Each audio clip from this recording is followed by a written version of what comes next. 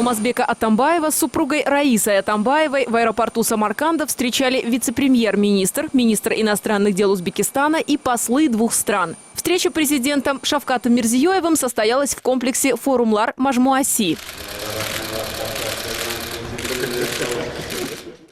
После совместного фотографирования президенты направились в мемориальный комплекс Шахи-Зинда, в котором захоронен Ислам Каримов, скончавшийся 2 сентября в возрасте 78 лет. Алмазбек Атамбаев и Шавкат Мирзиёев возложили цветы к могиле первого президента независимого Узбекистана. После, согласно мусульманскому обычаю, была зачитана молитва.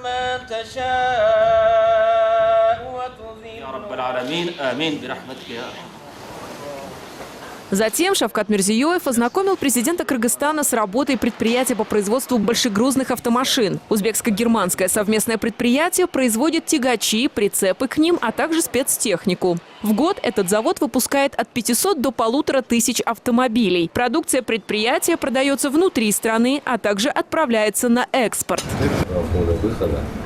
И горизонтально расположены вещи. 45 метров.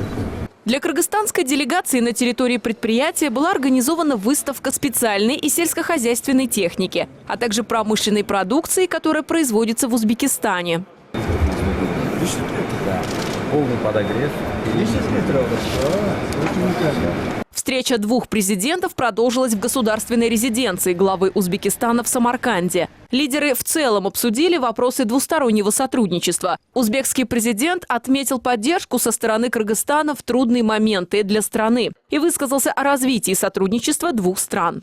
Была отмечена необходимость наращивания торгово-экономических отношений. Алмазбек Атамбаев счел необходимым объяснить, почему он не смог присутствовать на похоронах Ислама Каримова. Прощание с первым президентом Узбекистана совпало с открытием у нас вторых всемирных игр кочевников. И глава государства лично открывал это мероприятие международного масштаба, которое на днях было признано на уровне ООН. Также Алмазбек Атамбаев отметил, что народу Узбекистана сейчас нужен именно такой лидер, как Шавкат Мирзиёев. Относительно двусторонних отношений Атамбаев добавил, что наши страны еще совсем недавно были в составе единого государства и подчеркнул необходимость решения пограничных вопросов.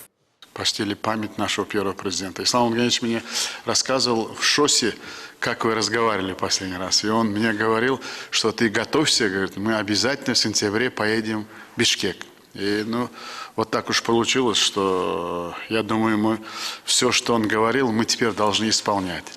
И у нас очень много, вот за эти 3 месяца, очень много при вашей поддержке. Вот наши люди были в Оши, ваши люди у нас были в Андижане. Очень много позитивного у народов наших двух республик, потому что они этих дней очень долго ждали.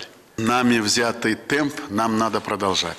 В экономическом пространстве нам очень много общего. У каждого лидера своя эпоха, и большая заслуга Ислама Абдуганиевича, что он сделал по-настоящему независимый Узбекистан. И мы помним большую заслугу в 2010 году, когда выдержанная позиция Ислама Абдуганиевича помогла остановить вот это провокационные столкновения. У каждого времени свой лидер. Мне кажется, вы тот лидер, которого ждал Узбекистан, народ Узбекистана. Теперь надо делать большой упор на экономику, на развитие отношений, снимать какие-то ограничения, какие-то заборы, ненужные преграды. И нам надо делать все для того, чтобы люди не ощущали эти границы. 20 декабря исполнилось 20 лет договору между Кыргызстаном и Узбекистаном об укреплении дружбы и сотрудничества. Однако в последние лет 10 в отношениях двух стран наблюдалось некоторое похолодание. И потому самаркандскую встречу можно назвать новой страницей в летописи отношений наших стран.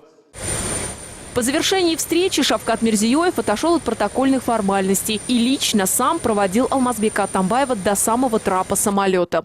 В дипломатии такой жест говорит о многом. Ожидается, что по всем вопросам, которые обсудили Алмазбек Атамбаев и Шавкат Мирзиёев в ходе самаркандской встречи, можно ожидать конкретные результаты уже через 2-3 месяца.